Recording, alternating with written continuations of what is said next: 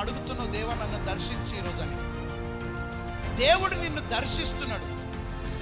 నీలో ఊకే అలిగి నిరాశపడే ఆత్మ ఉంది. నీవు అలిగి నిరాశపడే ఆత్మ నీలో ఉంది.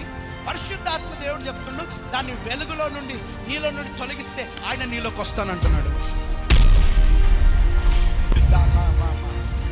దేవుని యొక్క ఆత్మశక్తి, ఆయన బలము, ఆయన శక్తి నీకు విస్తరించి మీకు అభివృద్ధి చేయాలని ఆశపడితే ఇంకా నీ ఆలోచన వెనక నీ ఆలోచన వెనక మనసు ఈడబెడతావు, జరసేపు కాగని తీసేస్తావు, మళ్ళీ ఆడబెడతావు, కాగని తీసేస్తావు.